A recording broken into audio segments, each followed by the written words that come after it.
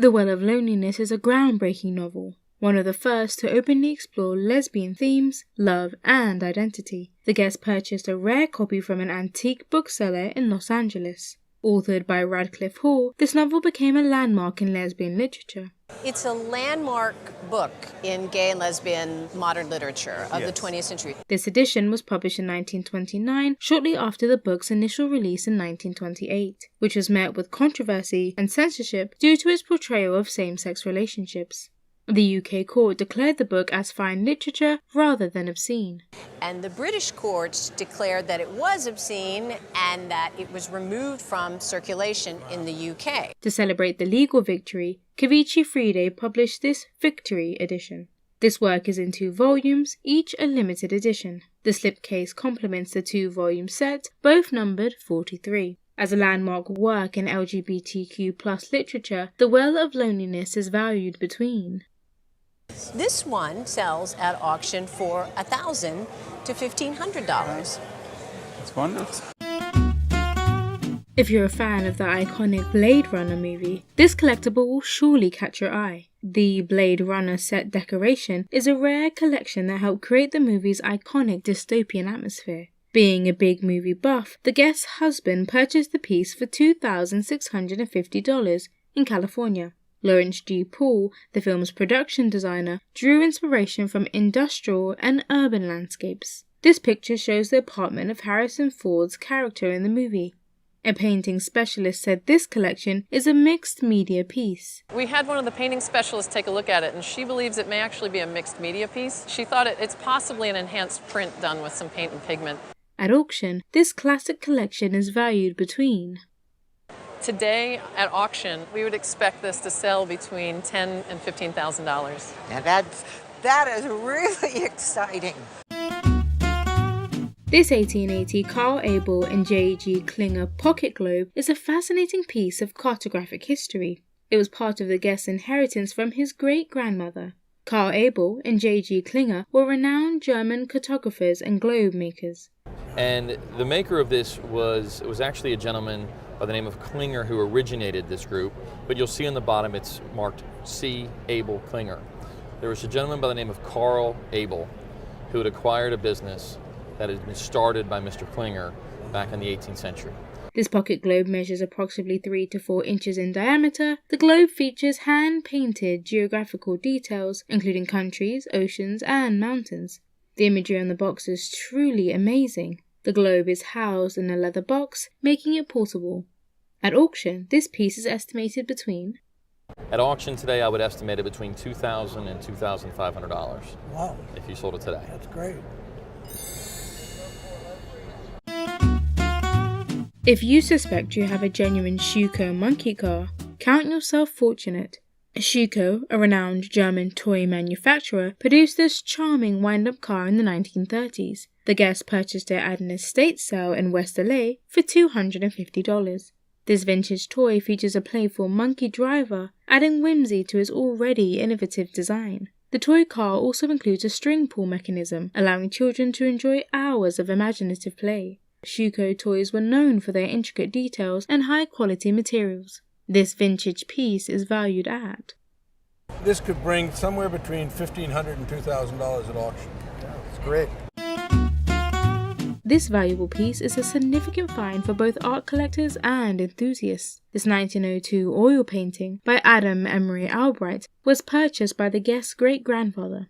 Adam Emery Albright was an American painter known for his impressionistic style painting, often depicting figures, landscapes, and gardens. Albright was actually born in Wisconsin. Oh, okay. But then went on in the early 1880s. He was one of the first students at the Art Institute in Chicago. Given that Albright often used his children as models, the children in this painting might be his. He found his subject there, and his subject was children. Now, it's interesting to me, I understand that his own childhood was not the happiest. I think it was a pretty hard-scrabble existence. Ivan Albright, one of Albright's sons, became famous for painting the portrait used in the 1940 film The Picture of Dorian Gray. The fine details in Albright's paintings demonstrate his mastery of the art. Very famously did the portrait in the movie The Portrait of Dorian Gray. His realism was slightly more disturbing than his father's. Right. this rare piece of American art is valued at. At auction, I would expect this to fetch somewhere in the 8,000 to 12,000 range. Wow.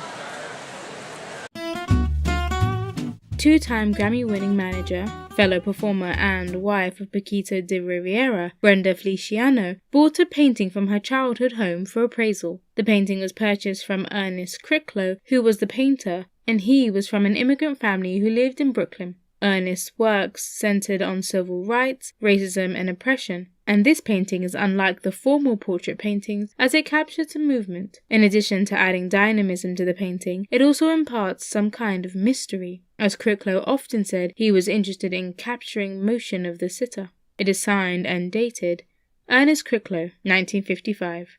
The young girl looks apprehensive and is a representation of other children in these difficult times. There are some scratches on the painting which can be repaired, hence, a conservative auction estimate on it would be...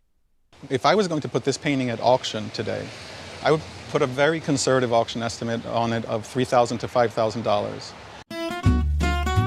Paquito de Riviera was the music director of the Punta del Este Jazz Festival for 24 years, where he made friends with Carlos PZ Vado, whom he considered the national painter of Uruguay. This painting was given to him by Carlos on his 50th anniversary as a musician in 2004.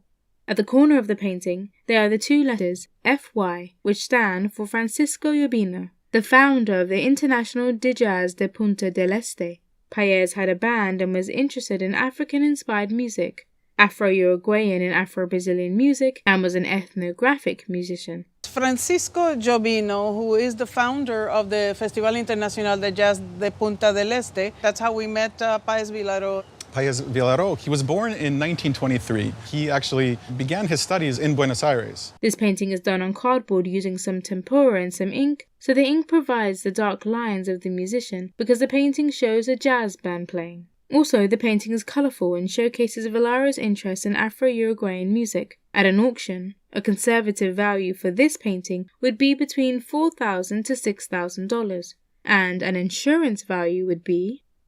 If this painting was going to come to auction, I would put a conservative auction estimate on it of $4,000 to $6,000. I learned so much about what we have in our home, and I only wish we could have learned more, because there's so much more stuff, so you guys got to come back.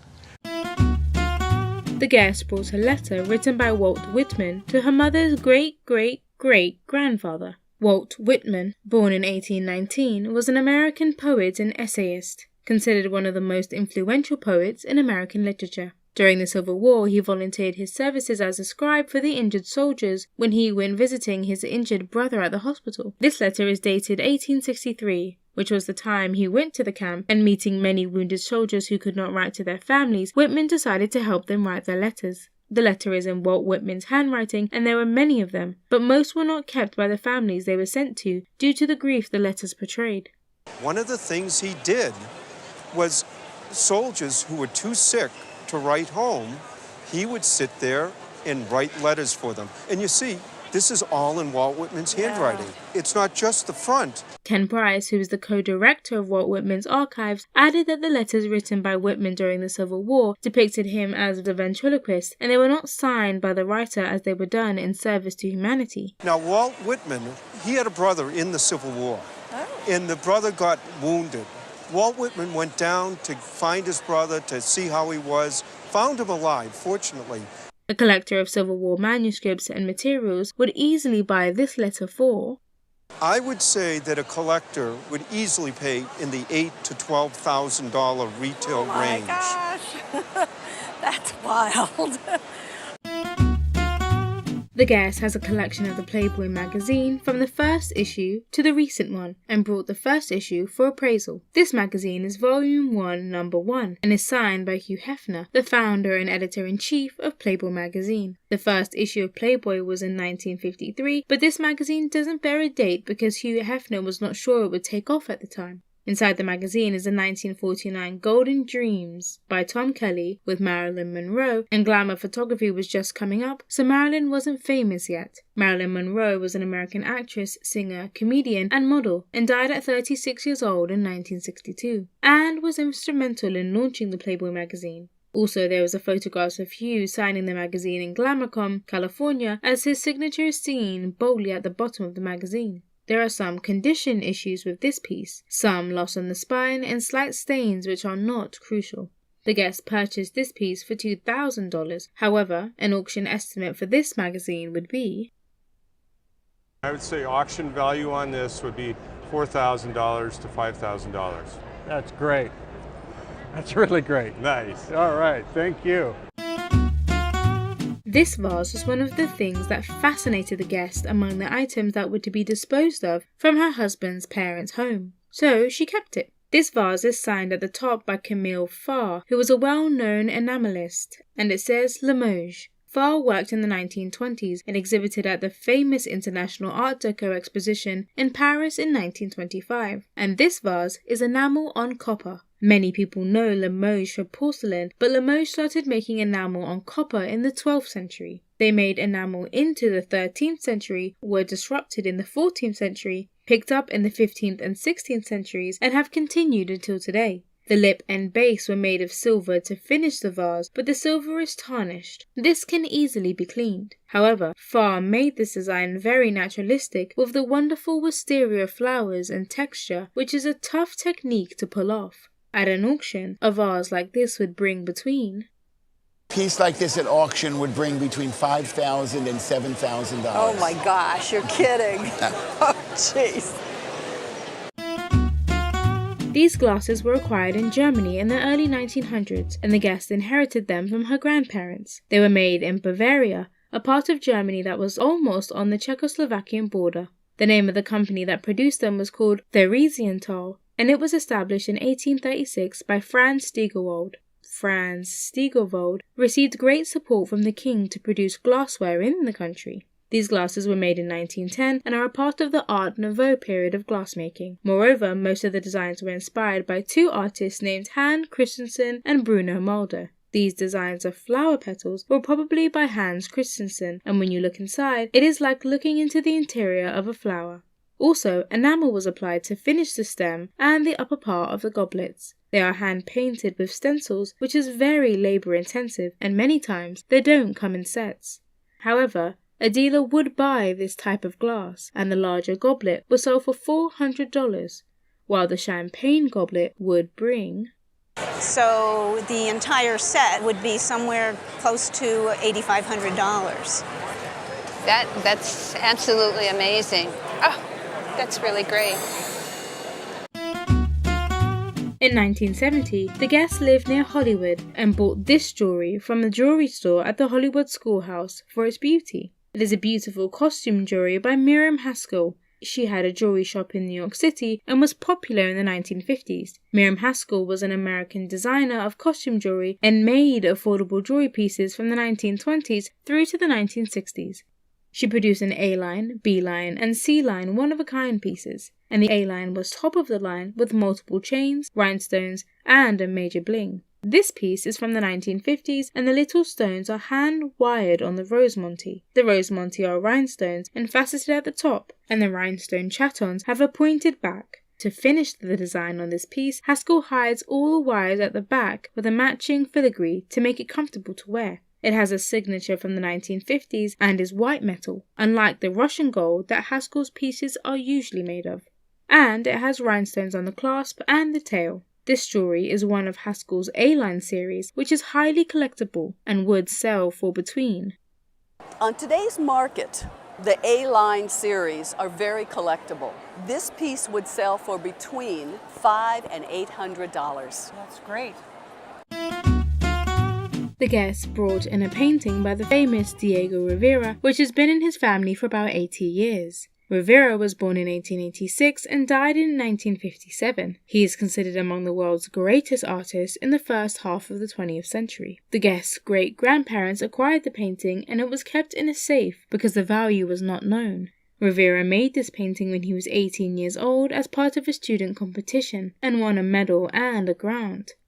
It is called El Albañil, the bricklayer, and is signed at the bottom by the artist. Moreover, the painting is best placed in the museum where people can see how amazing his early paintings were. Rivera's art is very collectible and this painting at auction would be worth... Value was $800,000 to $1 million. Were you surprised by that? I'm blown away. I had no idea. In the early 1900s, a member of the Guest family went to work in Africa and returned with beautiful pieces such as this. This piece dates to the late 19th century, about 1875 to 1900, from the Chokwe complex, which spans 3 countries, the Republic of Congo, Zambia, and Angola. It is a staff made as a female figure, which means that the individual that held it was a person of authority. There are some wear patterns on it which makes it more desirable. However, inside the grooves, every single ridge has a shiny patina on it. Moreover, the breast and arms are carved wonderfully, and there's a metal bangle on the proper left arm. Also, scars or marks are seen on the cheeks, which indicate a region that is a sub-tribe of the Chokwe. It is a Luena piece, partially because of the marks on the cheeks, and partially because of the coiffure. Furthermore, these kinds of staffs were much longer, but were chopped off for easy handling. Luena pieces are highly collectible, and a conservative insurance value for this piece would be... The piece like this, as a conservative insurance value, would be $10,000 to $15,000. Oh, really? The Guest's grandfather made a living in the 1900s playing this instrument on the streets of Baltimore. It is called a barrel piano, and on taking the top off, the strings are visible. The barrel piano is like the normal piano, except that it has a barrel instead of keys. Moreover, the barrel is pinned and programmed so that as the piano plays, it hits the notes that it needs to play the music. The barrel can play 8 different tunes and is in good condition. However, it needs some tuning so that it will give the right sounds. If this piano came up for auction, it would probably sell between... But at auction, I think you'd probably fetch between $2,000 and $4,000 if you were to ever sell it, which I know you don't want to, because it's a family heirloom. On July 4th, 1923, there was a world heavyweight title fight in the town of Shelby, Montana, the Guest's hometown, and this bell was given to her father by one of Jack Dempsey's trainers to pay off his debts.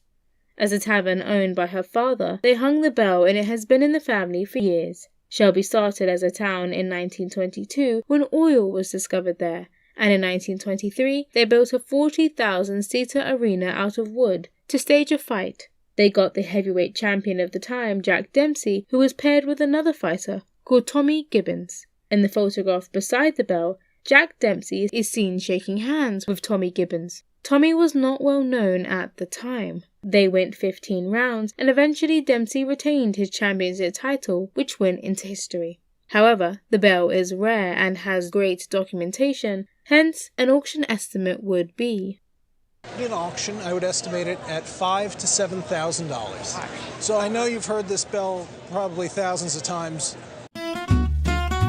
This is a hunting fighting knife the Guest's father purchased in Florida when he went from California for his bomber training to night fighter training in Florida. He was a World War II night fighter ace and flew P-61 Black Widow, but his plane was called Borrowed Time. The fighting knife was highly sought after during World War II, and a number of companies rose up to satisfy the demand. This knife was made by a company called Randall, and they started to make fighting knives in 1938. They were originally made in Orlando, Florida, with another branch in Massachusetts. This one has the trademark and location on it. It is a Randall No. 1 fighting knife. Its handle is made out of a stacked leather washer grip to give it its firm grip. Embellishment was added using several pieces of coloured plastic. Many of these were not made, as the Florida facility made about 1,100 knives and the Massachusetts facility made approximately 1,400 knives. Another interesting thing about this knife is the Randall catalogue and the little Cliff's notes on how to kill a guy with a fighting knife.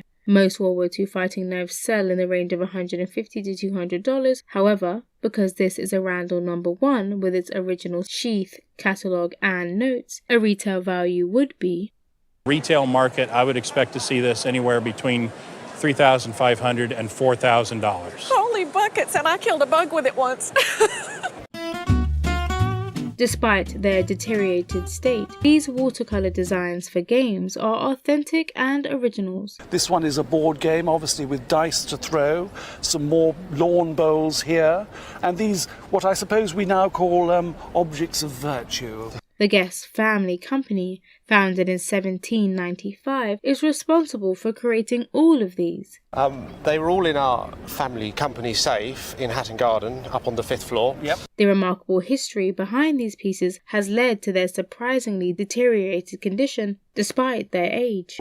These seem to be very ordinary and rather lovely things that we get on the roadshow. The original objects come through all the time. Your family made all these games. Through the Guest family's tireless efforts, these pieces endured the devastation of the Blitz. It's all the family. It's all from eight generations of creativeness. This is all my grandfather, my great-great-grandfather. The Guest family was responsible for crafting all these games featured on these pieces across the years. They need probably going to a restorer, somebody who's going to make sure that the oxidization, which is obviously happening to them. What looks like dates under each game are actually patent numbers. Due to their deteriorated state, these pieces demand rigorous restoration efforts. They then need putting in proper acid-free folders, Mila folders, which are acid-free and stored in that way. And this wonderful archive needs photographing. Documenting and photographing this archive would allow others to appreciate its significance. And, despite their condition, they are worth. I mean, if I put £10,000 on them, is that enough? People have tried to report that there's a picture of the original chess set design. People have tried to buy it for silly amounts of money. Yes. The 1955 Walt Disney film Lady and the Tramp was groundbreaking in many ways, particularly in its background art. Walt Disney was an American animator, film producer, voice actor, and entrepreneur.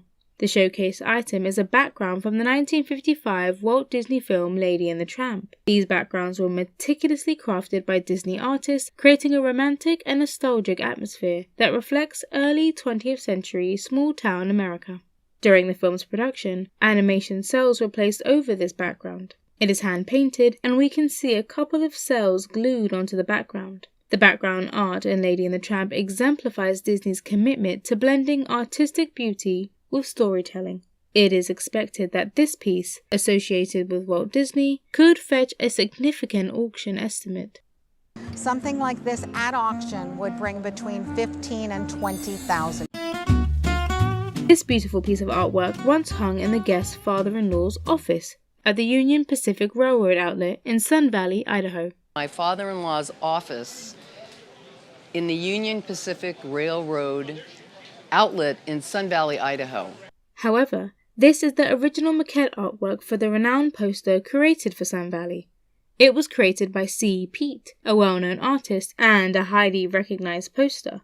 In the entire world of Sun Valley collectibles, no one in the poster industry has ever been able to identify this artist's first name. A dear friend of his who was an artist came in and said, "You know, Wes, you think that's a poster, but I really think it's the original art." Furthermore, despite this poster being sold at auction multiple times, it is generally believed to date from the 1960s. However, the clothing worn by the figures in the poster, particularly the ski outfits, strongly reflects the 1940s, and it's worth noting that Sun Valley itself was established in 1936. When this poster was originally created, it was printed using photolithography, but this particular piece is actually done in a gouache on an illustration board. Apparently this is from 1938. And when did you inherit it? We inherited it probably about 10 to 15 years ago. This poster has been often regarded as one of the less visually appealing ones, but due to its rarity, owning one is quite special. In an auction, its estimated value would be... My estimate at auction, were this to come up for sale, would be between $3,000 and $4,000. Oh my gosh. Awesome! All right! The artist of this beautiful piece, Clyde Connell, was actually the sister of the Guest's mother-in-law. Clyde Connell was an American self-taught abstract expressionist sculptor. Her works are known for reflecting the nature of Louisiana and the culture of Jim Crow South. This painting is incredibly vivid, dynamic, and captivating. She went through various artistic phases, with a particular focus on bird paintings during the 1960s. However, these paintings aren't traditional depictions of birds. They are vividly abstract, yet recognizable, created in her unique, energetic style. Furthermore, the painting is titled night birds in brown trees, as indicated on the back. There seem to be only a few of her paintings in major American collections, and the value structure for her work is still forming, as not much of her artwork has surfaced or been found. She did begin to associate with other artists and travel to New York, and ultimately did not only paintings of this sort, but a lot of wonderful sculpture. Based on the rarity of this painting, this stunning masterpiece would have an estimated auction value of... Fair auction estimate on this would have to be in the range of between $4,000 and $6,000. This stunning Tiffany-inspired shade has a fascinating history. It originated from a Gloucester, Massachusetts estate in the early 20th century. Passed down through generations, it's remarkably well preserved. I have to say, with that back history, I am amazed that it is in such phenomenal condition. Its massive size, measuring 33 inches in diameter, is a testament to its grandeur. The shade's unique design features, Aztec-inspired motifs, and geometric patterns are amazing. While not signed by Tiffany, the glass and construction techniques are characteristic of the early 20th century. Sockets attached to the arms, the half ball, and the pipe are not Tiffany, but the chains and the lovely arms coming out are made by Tiffany. Those have the decorative devices that you'd see on a lot of the early Tiffany lamp bases at the time. It has survived so long due to its construction with these wonderful support fins. Based on the glass and construction, the expert believes the shade was created between 1900 and 1902. This extraordinary piece has a mesmerizing value of... Something like this in a retail setting could be priced anywhere between $100,000 and $150,000. Good to know.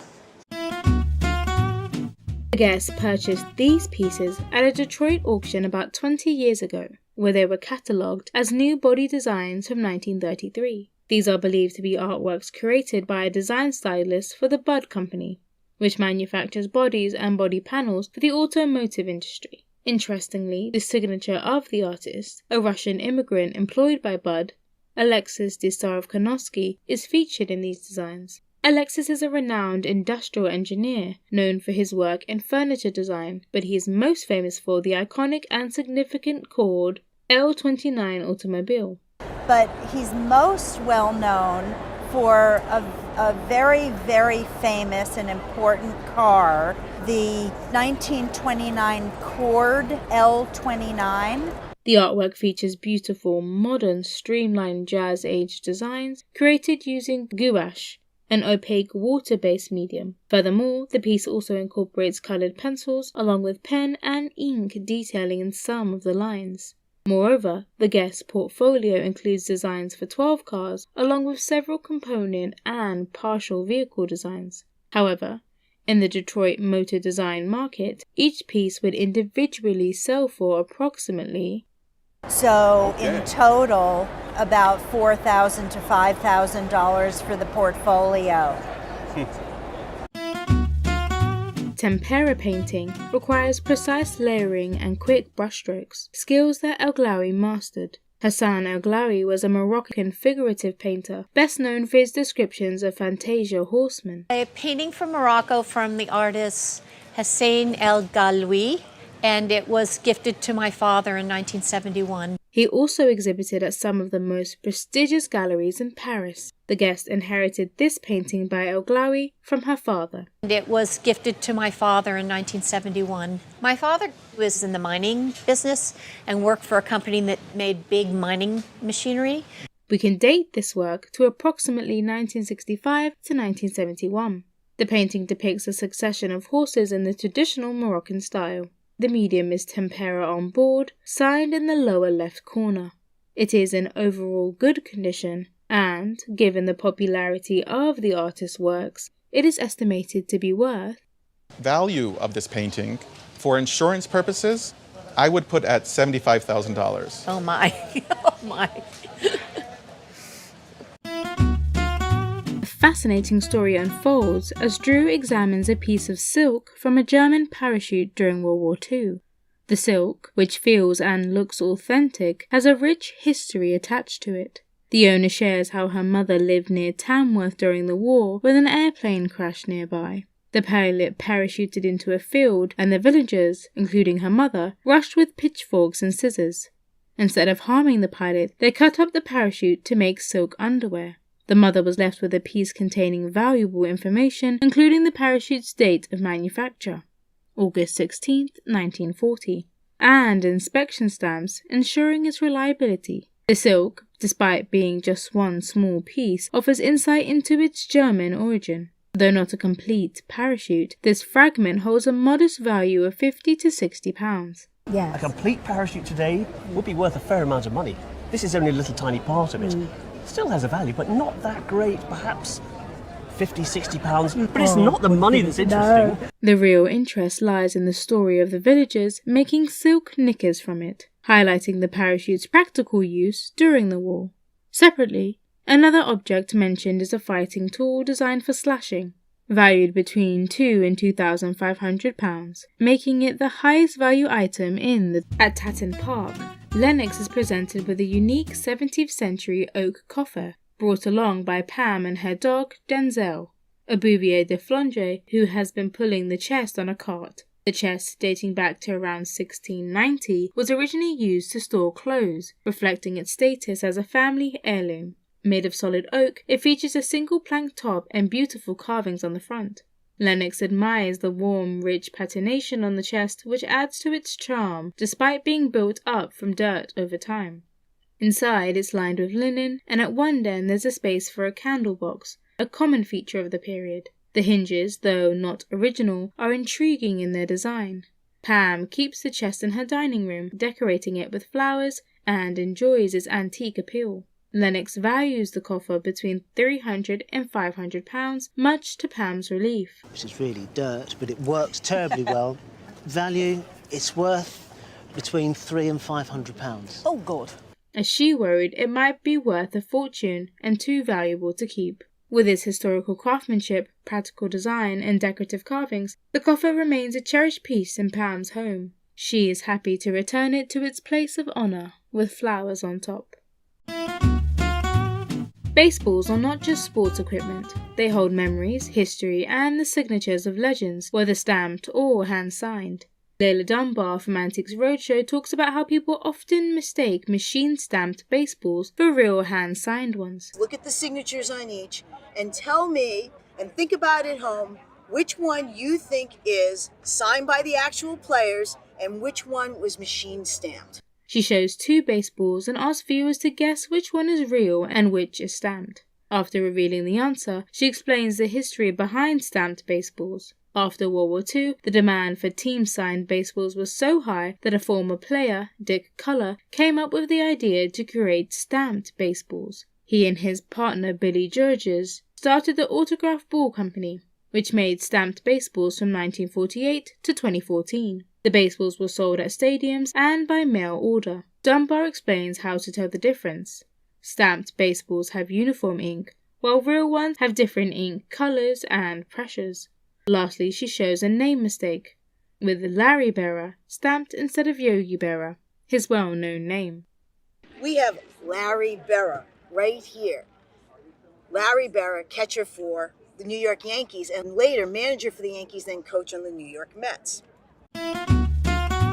The first edition Wizard of Oz is more than a rare book. It is a unique piece of literary history, signed and illustrated by W. Denslow himself. A guest bought a first edition copy of The Wonderful Wizard of Oz that their father purchased in the 1960s. The book is signed by illustrator W. Denslow and includes an original drawing inside the cover. The appraiser noted that Denslow and the author, L. Frank Baum, worked closely together on the book, but later had a falling out over copyright issues. The book is inscribed to Dorothy Roundtree and dated Christmas 1900, soon after it was published. There's speculation that Dorothy Roundtree might have inspired the character in the story. The guest's father was a big fan of The Wizard of Oz and collected many books throughout his life. While checking the condition of the book, the appraiser said, "The book itself, auction estimate would be in the $20,000 to $30,000, just a copy." However, with Denslow's signature and the drawing, the appraiser valued it at $60,000 to $80,000. The guest was surprised by the estimate, but confirmed it's not for sale. The appraiser recommended insuring the book. Good. I would insure it. It's $100,000 insurance. These comic strips are more than nostalgic keepsakes. They are valuable pieces of artistic history. A guest brought in a collection of original comic strips that their father, Jack Kent, acquired as a teenager in the 1930s and 40s. Jack later became a cartoonist and wrote to his favourite comic artist for original strips. Many of these strips came with signatures and comments. The collection was in storage for decades because comic art wasn't appreciated back then. Among the items is a Crazy Cat strip by George Herriman, hand-tinted and from the 1930s. There is also a 1937 Prince Valiant strip featuring the character in his youth, though it has some condition issues. A signed Mickey Mouse strip from Walt Disney is also included, and it is in excellent condition. The guest was excited to learn about the value and importance of the strips cherished by their father. While estimating the Mickey Mouse strip, the appraiser said, In terms of auction, I would say the Mickey Mouse, which is a beautiful example in very, very good condition, would sell for between $15,000 and $20,000. The Prince Valiant is valued at $40,000 to $60,000. However, the Crazy Cat strip is the most valuable, estimated at $50,000 to $60,000 or more. Overall, the worth of the entire comic art portfolio leaves the guest astonished. Everything that you brought in that portfolio, which is just seminal cartoons, well in excess of $200,000. I mean... Goodness. A conversation unfolds around a display of Air Jordan sneakers that was brought in. When asked where the display came from, the owner reveals that it was a gift from his grandmother. You've brought in this wonderful Air Jordan sneakers display. Where did you get this? Our grandmother gave it to me. Ah. She had acquired it years ago when a shoe store went out of business and was discarding items, and she saved it, thinking it was too special to be thrown away. She didn't pay anything for it, simply rescuing it. The gift was intended for her grandson, Miles, who came from a basketball-loving family, including a mother who played on a basketball scholarship and an uncle who excelled in high school. Miles, now 7 years old and having played basketball since he was 5, received the display as a tribute to his family's love for the sport. The conversation touches on Michael Jordan's legacy, his contract with Nike, and the global impact of Air Jordans. The display is identified as being from 1993, the year of the Air Jordan 9, with unique design elements featuring words associated with Jordan in various languages. The appraiser estimates the display's value. If I was going to put an auction estimate on this, I would put about $500 to $700 on it. In a sporting goods store that closed its doors decades ago, a hidden treasure lay forgotten.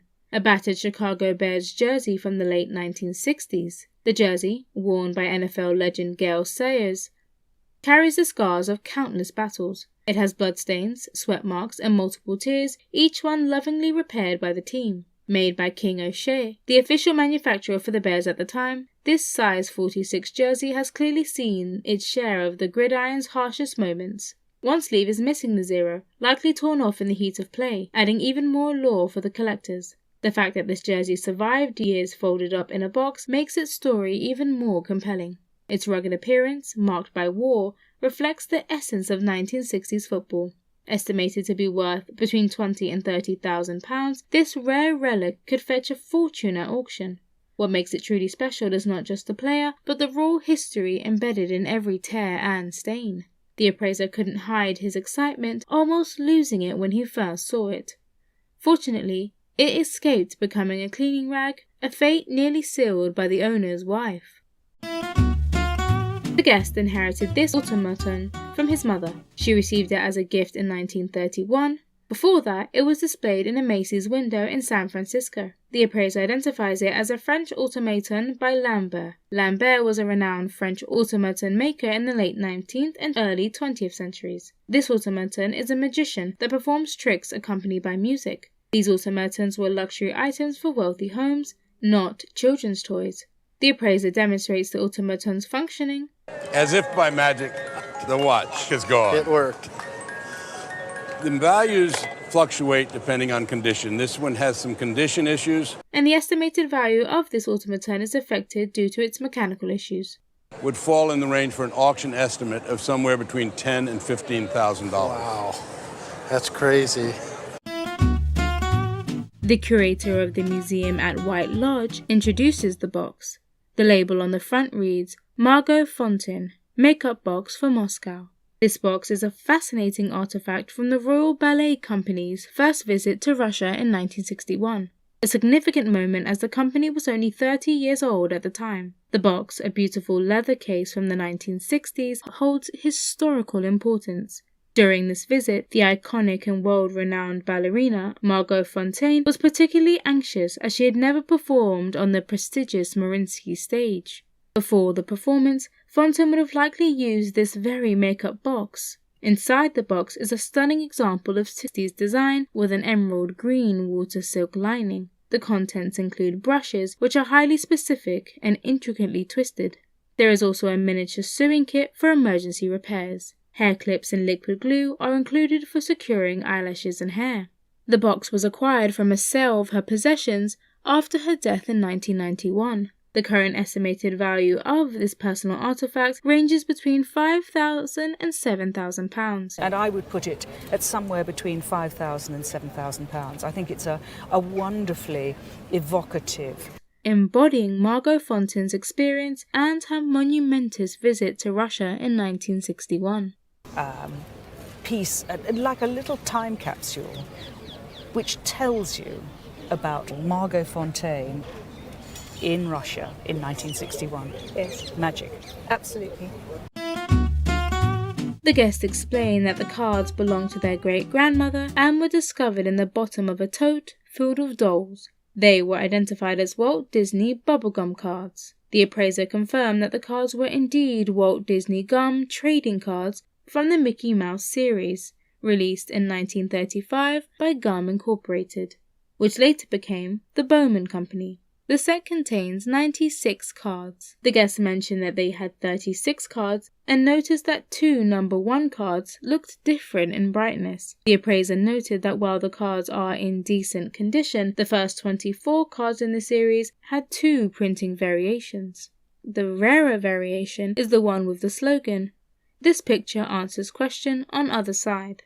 The appraiser further explained that given the age of the cards, their condition is relatively poor, but the group is still valuable. With some duplicates and no complete set, the estimated value at auction would be around $2,000 to $3,000.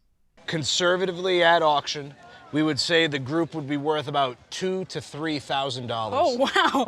That was not expected. The appraiser remarked that the guest's great-grandmother had left a valuable surprise in the box of dolls.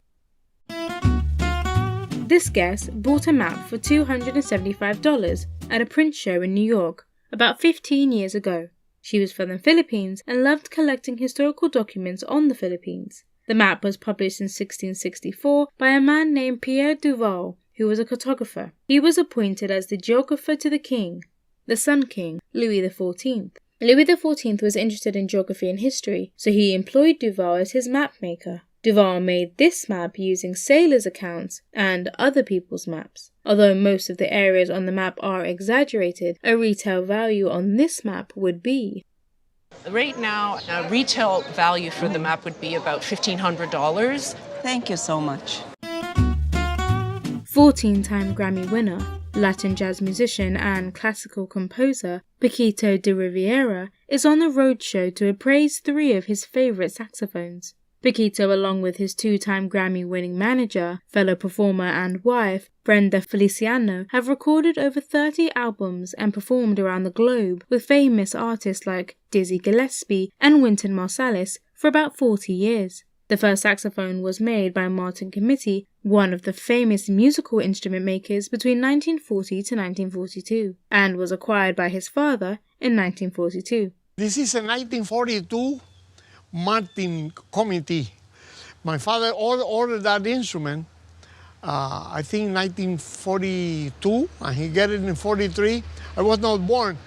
It is marked Committee 2, and is commonly called the Lion and Crown model because it has a lion engraved and a crown on top, and was made in Elkhart, Indiana.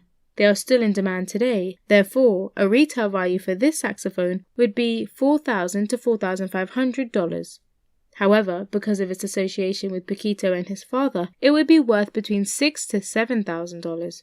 This horn would be worth between $4,000 and $4,500. Mm-hmm. Because of its association with you and your father, I would think that that would sell for between $6,000 and $7,000. The second saxophone is a King Super 20 made in Cleveland, Ohio around 1950, according to the serial number on it, and has a retail value of $4,000 to $5,000. So the next horn we'll appraise today is the King Super 20, made in Cleveland, Ohio, around 1950 by the serial number. Furthermore, the last horn is Paquito's most prized instrument because he learned how to play with the horn and it was given to him by his father. It is a Selmer curved soprano, special order, and it has 2 serial numbers, which is unusual. This is because Selmer made only 2 runs of this horn, one between 1945 and 1949 and the other in 1954. Hence, there's only about 24 of this horn in existence. At a retail store, this instrument would bring about $12,000 to $18,000. However, with its association with Paquito, it would bring... In today's market, at a retail store, I believe this horn would bring somewhere between $12,000 and $18,000 as a horn. But the association with you is going to raise the value. I feel that this horn could perhaps bring as much as $25,000 and maybe more.